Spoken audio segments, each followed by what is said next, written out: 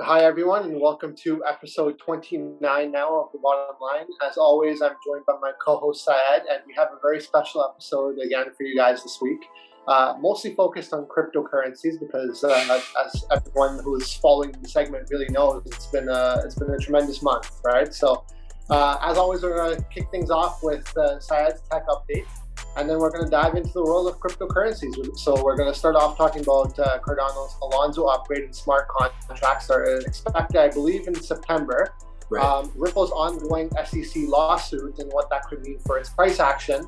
Solana and Luna, both of which have either broken their previous all-time highs or are getting very close to doing so. So some exciting action going on with those alts. And we also want to talk a little bit more about how Michael Burry has actually doubled down on his bets against Tesla and Cathy Wood. So as everyone might be familiar with, Michael Burry is a legendary short investor in The Big Short. So if you watch that movie, you know exactly what I'm talking about.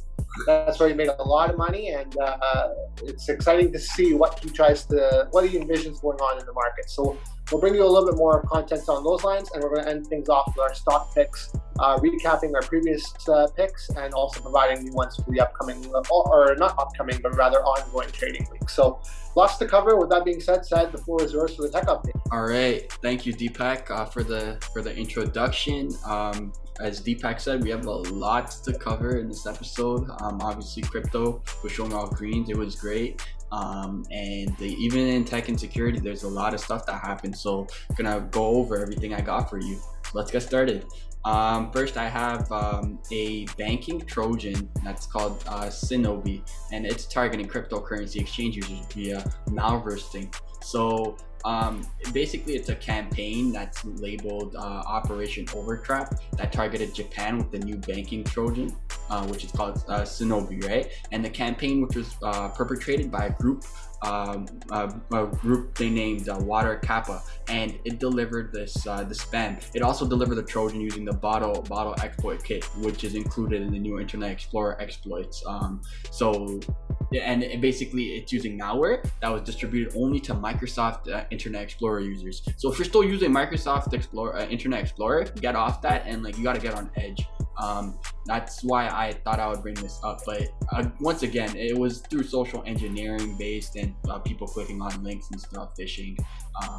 I'll put the article in the description. It's a nice read. I thought our viewers would be interested. Again, it's Japanese based, but as you can see, phishing and social engineering is worldwide now, right? And crypto exchanges and all that are a major target for social engineering. Moving on, there's a new Android malware hack that's hacking thousands of Facebook accounts. So it's a Trojan that's been found to compromise Facebook accounts of over 10,000 users in at least 144 countries since March 2021 via fraudulent apps distributed through the Google Play Store and other third-party app marketplaces. Next, I got news on Splunk. So Splunk spotting malware targeting Windows servers on AWS to mine Monero. So it's based on RDP, which is Remote Desktop Protocol on Windows, and it's enabled instances attacked. It's RDP enabled instances attacked, perhaps via Iran or China, and then it uses Telegram desktop client for command and control. You can read the article in the description below because I got more stuff to cover, but this is a really interesting read of how it's mining Monero using Splunk, and this malware is quite interesting in my opinion. Next up, I got cross-chain DeFi site Poly Network got hacked, and I'll talk more about this when I talk about Solana and Luna later on in the segment or in the crypto segment. But this cross-chain DeFi site got hacked, and hundreds of millions potentially lost. So the DeFi platform Poly Network was attacked on Tuesday last week, and with the alleged hacker draining roughly 600 million in crypto.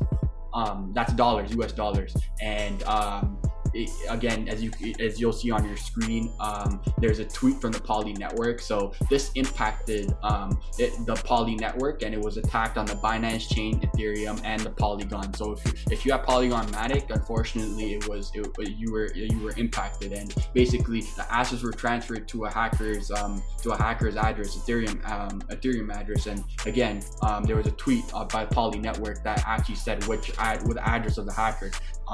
And basically, Poly Protocol is a protocol launched by the founder of Chinese blockchain project Neo, operates on the Binance Smart Chain and Ethereum and Polygon blockchains. And Tuesday's attack struck each chain consecutively, with Poly team identifying 3 addresses where stolen assets were transferred. And at that time, Poly tweeted news of the attack. The 3 addresses collectively held more than $600 million in different cryptocurrencies, including USDC, Wrapped Bitcoin, Wrapped Ethereum, and Shiba Inu blockchain scanning platforms. And that's what they found when they scanned their blockchains. And remember, wallet addresses are public, so anybody can see what you hold and stuff, right? It's not that hard to see what you're holding in your wallet. So yeah, that's how they found out. But it's incredible that cyber criminals are going after crypto all the time now. Like, it's all over the news, right? So there's something to be aware of if you're looking to get into crypto. That's why we always say have your own wallet and stuff like that as well, right? Keep your crypto secure. It's all part of being a good investor, keeping your assets safe. Next up, we're going to talk about some phishing. So Microsoft, they had an Evasive Office 365 phishing campaign active since July 2020. Again, this is a great read, and it's just an ongoing phishing campaign that lures targets into handing over their Office 365 credentials using an invoice-themed HTML attachment and various information about potential victims, such as email addresses and company logos. And it's basically a very well-crafted social engineering and phishing campaign, and it's still ongoing. Microsoft's still looking to put a stop to this. And then there's a marketplace in the dark web called AlphaBay, and it claims that it's back up in business. So 4 years ago it got shut down, but apparently an article came out saying that it's back up again in business. So it's registered and reported a 1 billion in transactions. The scammer is touting the launch of a new version of the illicit marketplace, according to threat intelligence firm Flashpoint. And in an online posting earlier this week, someone claimed to be one of the original moderators of AlphaBay that the marketplace was coming back into business. So again, law firms are on this again, and they're gonna crack down and probably shut it down again. But that was an interesting read, so you can check it out if you're interested. Next, there was a network access to Pakistan's top federal agency, FBR, and basically it got hacked and got sold on a Russian forum. So yeah, this is another interesting article where financial institutions and banks of countries are getting targeted by hackers and they're being sold in the dark web. Google releases tool to help developers enforce security, and this tool is basically they announced it this week, Google, and it's just later 8 for developer, a tool that automates security tests and check projects attributes to ensure that the security of an open source project has not changed. And it's named as All Stars, and the tool uses GitHub API to check the current state of the project, development branch settings, and other attributes to ensure the critical aspects of the projects have not changed. So this is great for developers, and Google is really emphasizing security as well. So this is a good to see. Facebook is adding end-to-end encryption, according to them, on audio and video calls in their app called Messenger. So before, for those of you that may or may not know, Facebook and WhatsApp, they're all one entity, right? They claim that the text that we send, like to any type of texting you do on Messenger or WhatsApp, is end-to-end encrypted. But I'm not sure many of our viewers knew that any type of video call you do on WhatsApp or Messenger wasn't end-to-end encrypted. So Facebook could see any type of conversation you're having, whether it's in group or like 2 people. But now they announced that it is end-to-end encrypted now. It's going to be end-to-end encrypted. They're going to add it very soon. So Yeah, this is great news for privacy, I guess. But again, there's always rumors out there regarding Facebook, right, and their privacy things. So I'm sure there'll be more criticism here as well. A London court orders Binance to trace cryptocurrency hackers. So again, we see Binance and the UK and the EU having conflict. Once again, I'll put the article in the description. You can check it out. And then there's another hacker that's mining crypto. So this time the hackers are using a Docker image, a malicious one, to mine Monero.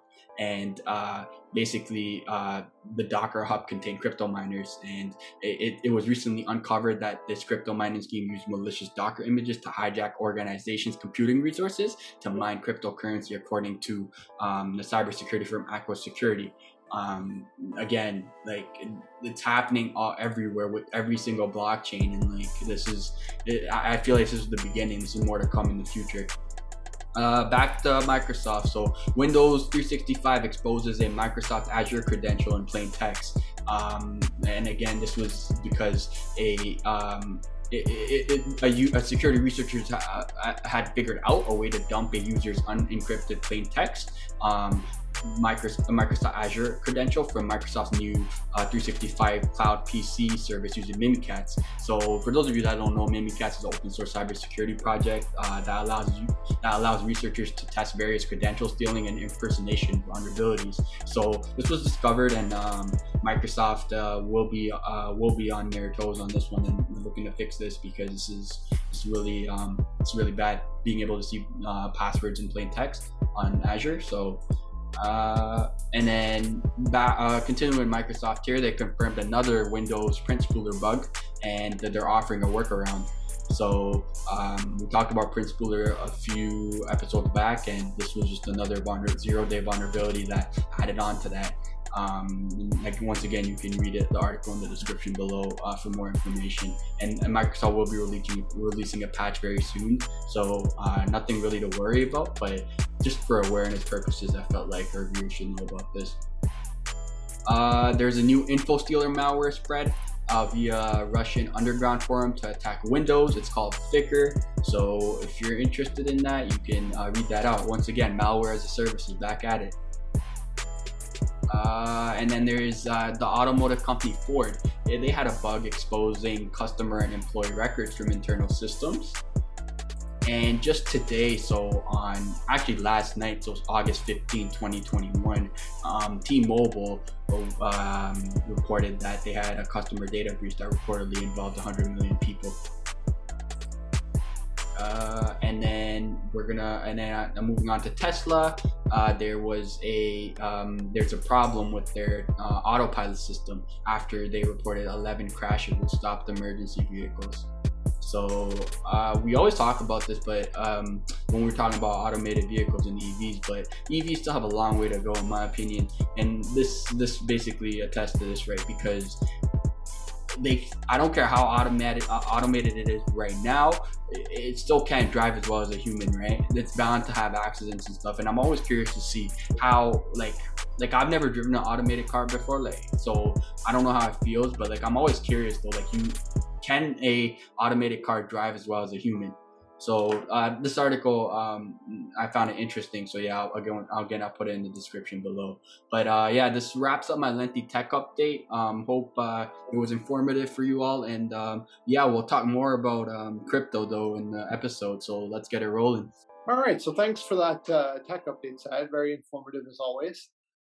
Just before we dive into our crypto segments for this episode, I just wanted to give everyone a brief snapshot of what the market cap is looking like right now. And I think I remember reading earlier today that the crypto market cap is actually over 2 trillion overall now. So clearly a lot of money has flowed into the crypto markets, right, over the last month. So I think, yeah, over at the top where you highlighted, just under 2 trillion right now, right? So at one point today, it actually was over 2 trillion, which is absolutely incredible. It just shows you how much money is starting to flow back into the markets. Yeah. Another thing that's noteworthy that I was reading about is the fact that contrary to May, the amount of leverage in the market is actually a lot lower. So what that means, in my opinion, is the fact that if you take on more leverage as a retail investor, especially, there's always that risk of being margin called, right? In terms of like your financial institution calling back the loan that you've advanced for yourself to buy these cryptocurrencies, right? So I think having less leverage in the market is ultimately beneficial for cryptocurrencies as a whole, because we really want to start looking at this as an actual asset class rather than a casino where a lot of people were thinking it was back in May, right? And that's really reflecting a lot of those the shit coins we can talk about that were going to the moon, so to speak, that have really gone to almost zero, right? Like I think Safe Moon is one of them that got completely obliterated. Doge is still out though. Doge is still up there. Yeah. So Doge is still out there. It's one of the most popular ones. So I guess that's the go-to for the meme investors. But yeah, just looking at a snapshot of what's happened here, you still see Bitcoin obviously number one in terms of market cap at 865 billion.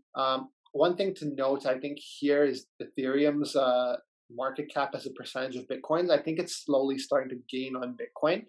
And a lot of people are speculating eventually it will flip Bitcoin's overall market cap. So whether that happens in this bull market or a next market cycle for crypto remains to be seen. But that's something to keep your eye on. Right now, we also see Binance Coin back in third position, but really, Cardano had a significant rally, which actually sent it up to third place for quite some time. So it's still fairly close in terms of market caps, with Binance Coin only being about 4 billion more right now. So I'm pretty sure Cardano will probably end up being number three, at least, if not over the next few weeks to a month. I think by the end of the year for sure.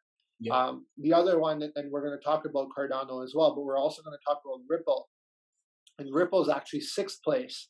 And you see over the last 7 days, there's been a significant rally, almost 44%. So similar to Cardano, which is almost at 40%.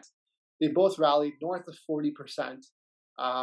Slight pullbacks today obviously sent that percentage down a little bit, but you can see that both of them are getting a lot more attention now. And then the other one that really jumps out to me on this list is Solana, which is completely obliterated its all-time high, actually. So all the other cryptocurrencies haven't come near that, but Solana has. And Solana, if you look at the chart, was a little bit of a laggard when the rally first resumed. It was a little bit slow, but it picked up dramatically. So it's making up for the lost time, so to speak, right? And then, yeah, like you just keep going down. Luna's another one we're going to talk about. It's up 57%, right? So really, again, like when we say you don't want to go too risky in the cryptocurrency market, I'd say probably look at the top 20 to 25 coins. And really that will probably guide you in the sense of what's legitimate projects, right? Because the legitimate products tend to get more funding, obviously, and more money inflowed into it, rather than these smaller market caps, which tend to be more of a gamble than anything else, right? So, again, when you're investing and you're not sure of like where to start, because there's obviously a lot of cryptocurrencies, just take a look at the overall market caps. Obviously, the larger the market cap, the more safe the investment is. I use safe very loosely because cryptocurrencies are very volatile in nature. But use that as a guide, and certainly if you want to have a short list, I would look at the top 20, 25, or even top 30 cryptocurrencies and revisit their white papers and see what their projects are about. And if it interests you, maybe like you can take a flyer on it if that's within your risk tolerance, right? So just use this as one of many tools when deciding where to put your money and where to invest, either short-term or long-term, depending on what you're going for. So just wanted to give that brief snapshot before we start our next segment. Syed, is there anything else you wanted to add? No, great point. And I totally agree with every single point you made there. Also, just to add on to like when you're researching about a crypto, also look at their community, right? You can read their white paper. You can check out Reddit forums about them. And we talked about this before, but those are just some of the things that I do personally. And it usually helps me do my due diligence, because the term due diligence gets thrown around a lot, right? And to new investors, it might be like, how do I do my own due diligence? What is it that I have to do to find out more about a coin? So like you said, white paper, community, look at their community, look at their market cap. And yeah, those are the tools that you should do. You should use in order to research your coin, and then understand the basics of how crypto works, right? How blockchain works and all that stuff. So we'll continue this crypto segment and talk about Ripple next.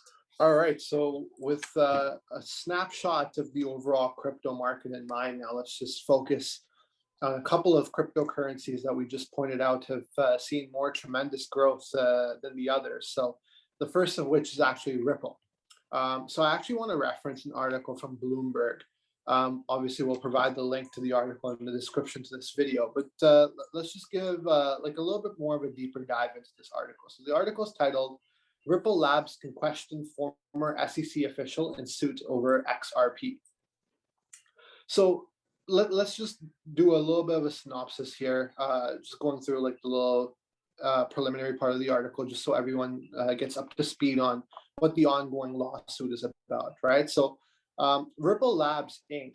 Can actually question a former Securities and Exchange Commission official about the agency's policy decisions as the company fights a lawsuit accusing it of misleading investors about its XRP cryptocurrency. So it's a very serious allegation that this is, obviously. So the SEC sued Ripple co-founder Christian Larson and CEO Bradley Garlinghouse in New York last year, saying that they had created a vacuum that allowed them to sell XRP into a market with limited information they chose to share. The agency alleges that the two men personally profited by about $600 million and ignored legal advice that the cryptocurrency could be considered an investment contract and therefore a security. It also accused them of selling the virtual tokens without registering them as official virtual tokens. Ripple countered that the SEC can't regulate XRP because as a virtual currency used in international and domestic transactions, it's a medium of exchange and not a security. Hence why the name is cryptocurrency, right? So Ripple had asked a U.S. magistrate judge to let it depose William H. Heinemann, the former director of the SEC's Division of Corporation Finance, seeking testimony on the process the agency uses to arrive at policy decisions. The aim was partly to determine whether a June 2018 speech Heinemann gave, saying that Bitcoin and Ether aren't securities, can be used to show that the commission's adopted position and to develop evidence on whether market participants viewed XRP as a security. So basically, they're trying to take his speech, saying that they don't consider Bitcoin and Ether as securities, but rather mediums of exchanges, and adopt that same speech and say, yeah, Ripple serves the exact same purpose. So if you're not considering Bitcoin and Ether to be securities, XRP shouldn't be considered to be one either. The SEC actually ended up fighting the subpoena, saying the questioning would subject high-level government officials to depositions regarding every law, regulation, or policy they consulted on or spoke about, and that later underlay an enforcement action. It warned that would disrupt the functioning of government agencies by discouraging qualified people from public service, given the near certainty that their tenures would ensnare them in litigation. So effectively, their counter is that if you continue to take like a judge's speech, for example, in previous cases as your argument, then it's going to actually have a negative impact on the legal system, whereby judges and legal people in these high-ranking positions won't feel comfortable ruling any cases because they know that in the future it'll probably be used against them. So I think this is sort of the argument that was being used, right? So really right now, it's still an ongoing case. Clearly there's both sides here. I'm not going to really comment on which side I agree with, one or the other, because obviously this is a legal dispute going on, and I'm not necessarily qualified to opine on that, obviously. But it's interesting the stance that Ripple is taking, because in a way I do also agree that the fact that if you're ruling as Bitcoin and Ether one way, why is XRP treated as another, right? It is being used as a medium of exchange. And then on the other side, I understand taking things out of context from previous rulings. The situation is not always the same. the case facts aren't always the same. So I understand why there's both sides. So it seems to be this back and forth that they're stuck in right now. The reason why I wanted to really bring up this whole lawsuit, Syed, if you can actually bring up the chart for Ripple, I just wanted to comment on how this could potentially impact price action for Ripple. So clearly we know, looking at other cryptocurrencies, that most of them have made a new all-time high in this cycle. The previous cycle being in the 2017 to 2018 period, right? In 2018, Ripple actually had set an all-time high of, I believe it's about $3.20, right? You can see now in 2021's bull market run, it actually didn't even come near that all-time high, right? So there's a lot of conjecture going on in the market saying that Ripple is being held down because of this lawsuit. What they suspect, and obviously I'm not in any position to opine on this, but what they suspect is if we get away with the lawsuit and the lawsuit by the SEC gets dropped, whatever price suppression that Ripple has been facing over the last multiple years will be lifted, and it will have more of a parabolic move upwards into its all-time high, similar to the other cryptocurrencies. So this seems to now be one of those things that's more of a speculation than anything else. If the court does rule favorably in XRP, you could definitely see that being reflected in the price action. Now, the opportunity cost of this would be if they don't rule in their favor, then the price suppression will continue, and perhaps it would actually end up going the other way where it goes next to zero, right? And we've seen other cryptocurrencies have that same fate. So it's definitely something to keep an eye on. It's a more risky investment than other cryptocurrencies for that exact reason. But there is potentially more upside in XRP than some of the other cryptocurrencies, just by virtue of the fact that it hasn't yet cleared its previous all-time high set in 2018. So if you are more of a speculative investor, this is something that you could possibly use in terms of making your own investment decisions, right? Again, our goal here is not to provide financial advice, it's just merely to share information. So I thought this is important information that we should share. Especially as we continue to resume, hopefully, in the tail end of 2021, this bull market that we saw in cryptocurrencies. So that's all I really wanted to comment about XRP. I know, Syed, you have more to add on Cardano. So if you don't have anything else to add on to what I said here, we can just move on to talking about ADA's new upgrades that are coming up. Yeah, for sure. Yeah, we'll definitely talk more about Ripple in the future for sure. Ripple's not going anywhere. I totally agree with you. But yeah, for the sake of the length of this episode, we'll move on to Cardano and talk about their upgrade coming up. All right, so moving on, we'll talk about Cardano and their upgrade coming soon in September. So in a blog post that was announced on their Twitter page on Thursday, the input output HK. So before I move on, I wanted to tell you what the input output Hong Kong is. So they're basically a research and development company that's committed to using peer-to-peer innovations of blockchain to build accessible financial services for all.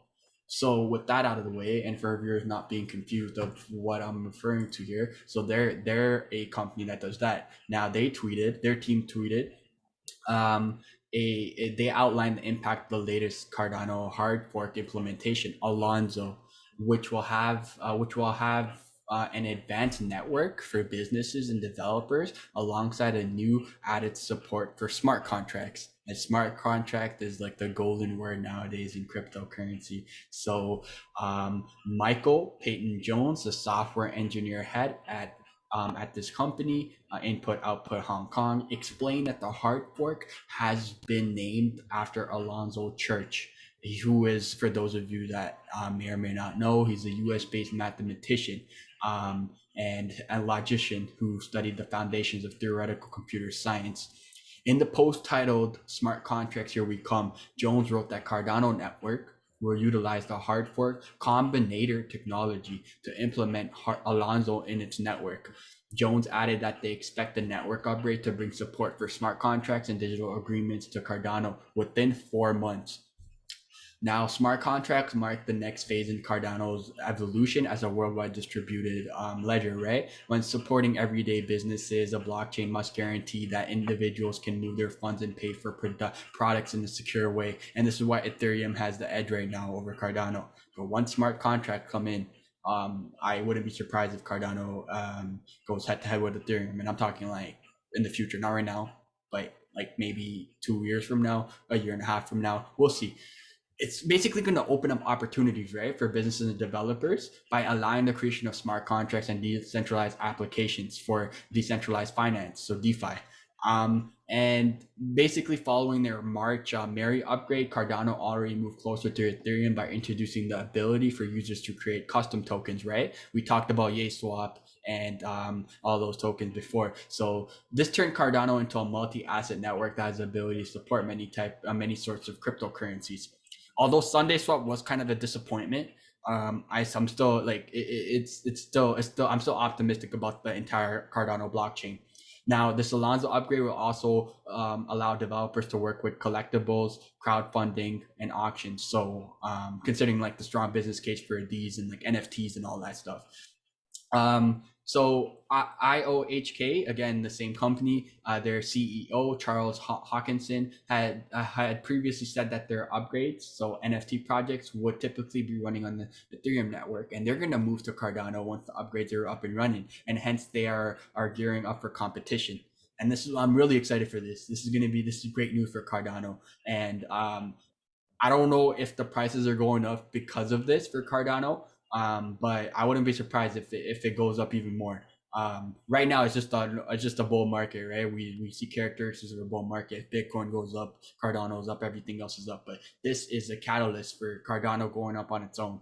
So that's the thing, right? But like, however, keep in mind though, for our viewers, like alongside the introduction of these custom tokens and other features, the Cardano ecosystem aims to primarily establish a strong foundation for smart contract support, and a final date for the Alonzo upgrade implementation was not given. However, according to the blog post, they're looking at the end of summer.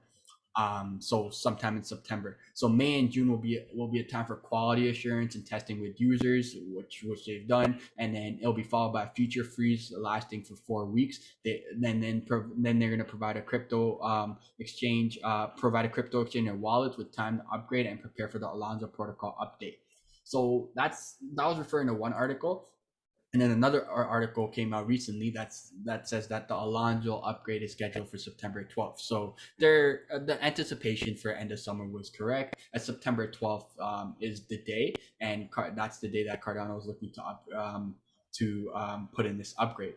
And again, you can check out Input Output Hong Kong's Twitter, which the link will be in the bio, and that's where all the updates are. And they basically tweeted it's happening. We're targeting September 12th, 2021 for Alonzo upgrade, bringing smart contracts to Cardano via hard fork combinator event. Find out about the journey to a new era of smart contract, DeFi, and more for Cardano.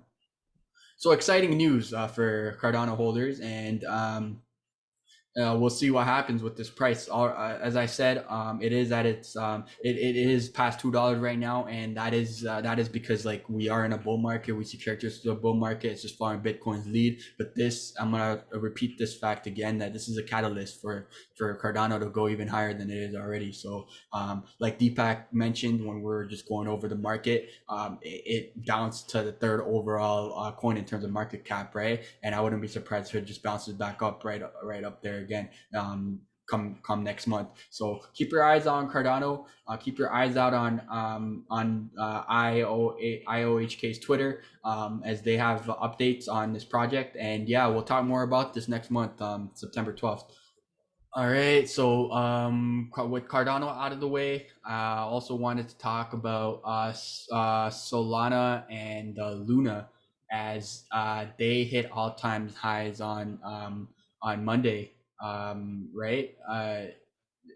And like we saw when we were going over the charts, right? They hit their all-time highs, and I saw this article on CoinDesk.com, and I actually I mentioned about I talked about this during their tech update too, but there was a big DeFi hack, right? And that impacted like blockchains, right? And despite this hack, Solana and Luna still hit their all-time highs. So that was quite surprising to me because it just shows that the price rally for the tokens representing the two projects that are built for decentralized finance sector, so that investors remain confident about the industry, especially in the layer 1 protocols, right? Despite security risks that were exposed by the hack that I mentioned during the tech update. It's still hitting all-time highs. So again, we are in a bull market, and I guess it's just following Bitcoin's lead. But at the end of the day, though, like I think security, if like these blockchains continue to get hacked like this, security will be a catalyst based on which will determine these coins' price in the long run. But that's what I found interesting about this. And again, just to summarize the hack for our viewers that happened. Once again, referring to our article. What basically happened was that it was the Poly network got hacked, right, and hundreds of millions were potentially lost. And it was basically roughly $600 million in crypto. So that was huge. So despite this fact, you're seeing these all-time highs. So it kind of goes against the fundamentals, because normally when you see stuff like this, like things getting hacked and stuff like that, the value of that asset goes down, right? But here you're seeing something opposite. So found it interesting. That's why I thought I would mention it. But yeah, we'll talk more. Definitely talk about this like these coins, and also Ripple, and obviously the big boys Ethereum and Bitcoin in future episodes, as crypto is a major topic that we talk about, of course, because it is the future. So yeah, that wraps up our crypto segment for episode 29, and we'll definitely have more coming for you in the world of crypto, from the world of crypto, on our social medias, and also on episode 30 and the episodes going forward. But now we're gonna move over to the stock market, and I'm gonna throw it over to Deepak, as he wants to talk about Michael Burry and how he's doubling down on bets against Tesla and Cathy Woods. So Deepak, over to you. Perfect. Now that we've got our cryptocurrencies out of the way here, let's dive a little bit deeper into the stock market. So actually, I wanted to reference one other article from the Business Insider, which recaps Michael Burry's latest moves. So as we mentioned in our intro, Michael Burry is really the star of that. He didn't start it himself, but the story was predicated around Michael Burry's bet against the housing market in The Big Short, right? So he's gained a lot of, I'd say, popularity, fame, whatever word you want to use, from those decisions. And really, a lot of people look to him to see what his guideline is, basically, on the market where he feels like it's headed. So recently, actually, Michael Burry's ramped up his bet against Tesla. So he's been known to actually be against Tesla for quite some time now, but it seems like he's upped his bet. And he's also revealed a new wager against Cathy Wood's ARK Invest. So Burry's Scion Asset Management Company held bearish put options on nearly 1.1 million shares worth of Tesla, worth 731 million at the end of June, which is an increase from its puts on 800,000 shares, so 300,000 more shares 3 months earlier. Obviously, he's repeatedly accused Elon Musk and his electric vehicle company of overpromising and under-delivering. And he's also said that Tesla's valuation isn't sustainable and that its stock will collapse.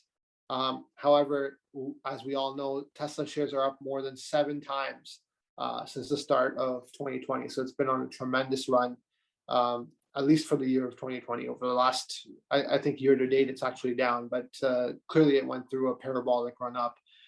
Scion Asset Management also revealed puts on 235,500 shares of ARK Innovation ETF as of June 30th, which is Cathy Wood's flagship ETF, which is also more than doubled in value since the start of 2020, and invests in growth stocks like Zoom, Coinbase, and Shopify, with Tesla being its largest holding.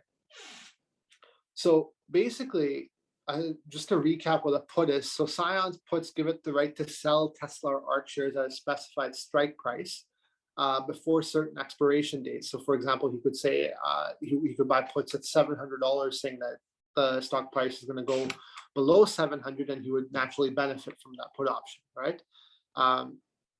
in a tweet in February, Burry also said that Cathy Wood's promises of disruptive growth and transformative technologies wouldn't be realized.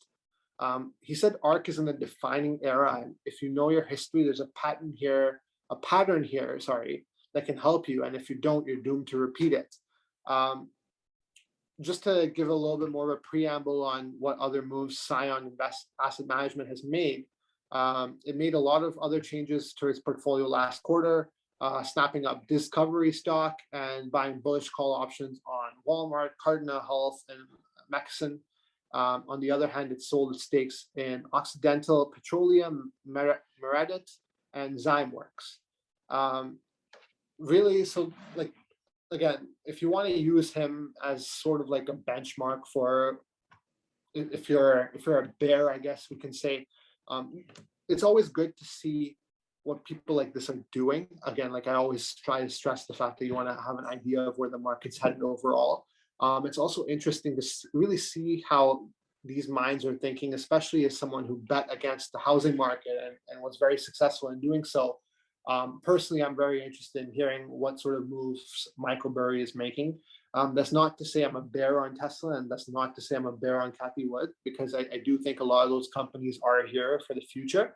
But again, his puts, if you think about it, it could be short-term as well, right? If we do have some market weakness and it wipes out the growth stocks in particular, he would benefit a lot from it. And the same thing with GameStop. So last year, he bought call options on GameStop. GameStop exploded to $400 a share, right? So, I mean, that doesn't mean it's going to stay at $400 a share, but I'm sure he took some profits, right? So it's always good to keep an eye out on what the big money is doing, especially if you aren't a long-term investor. If you're a short-term investor with a shorter time horizon, this is definitely something to keep in mind. So again, just try to follow what these big-time investors are doing. Not to say you have to copy their every move, because no one's perfect, but it's just more information, and ultimately that makes you a smarter investor. So just keep all these things. All right, now moving on to our final segment. As always, with every episode, we end up with their stock picks. First, recapping our stock picks from the previous episode, and then giving you new stock picks for the trading week.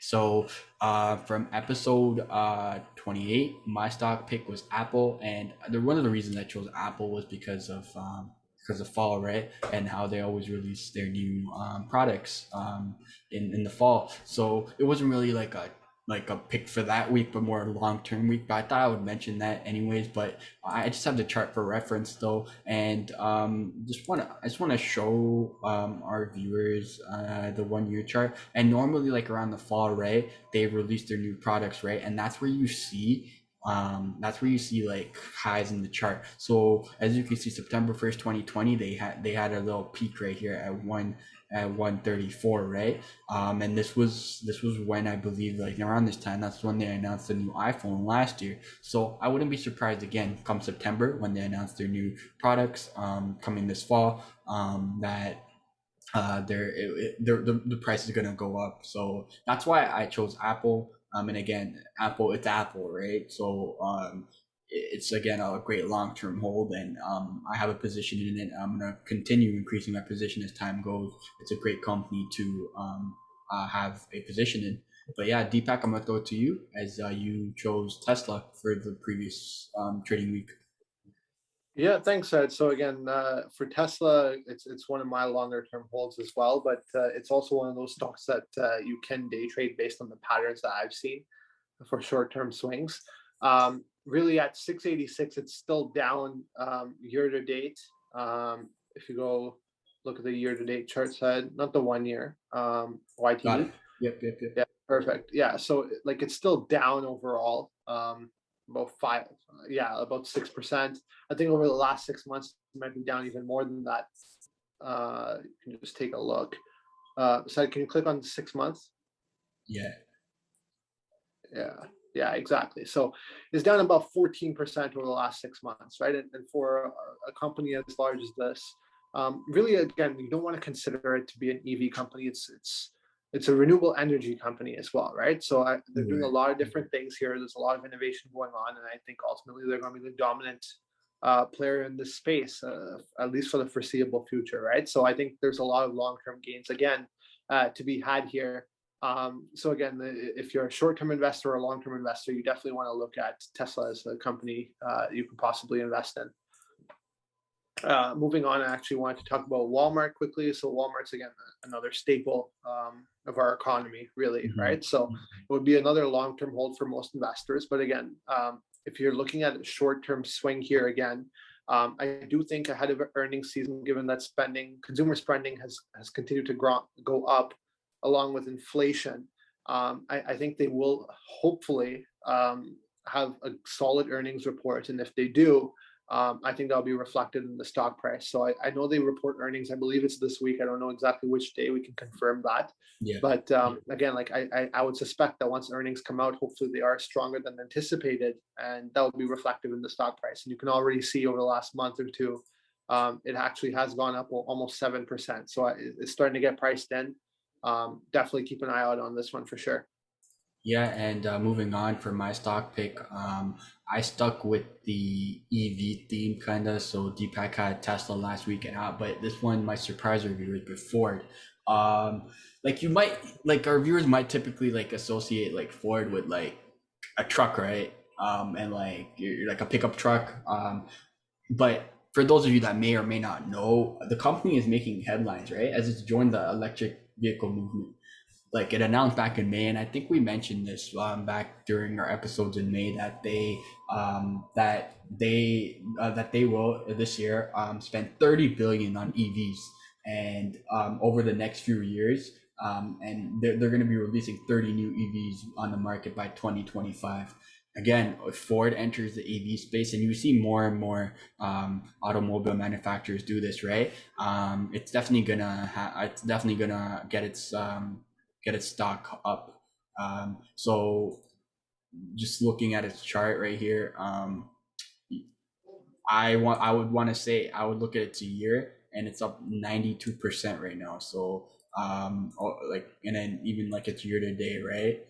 It's up 57%. So if they enter the EV market, which they're scheduled to do so, I wouldn't be surprised if it goes up even more. So keep your eyes out on Ford. And again, not just for this trading week, but long term as well, because as we always say, EV is the future, and Ford can be a major player in there. But yeah, we'll recap these stock picks next week and have more for you, more for you next week as well. More stock picks for the trading week in 2 weeks.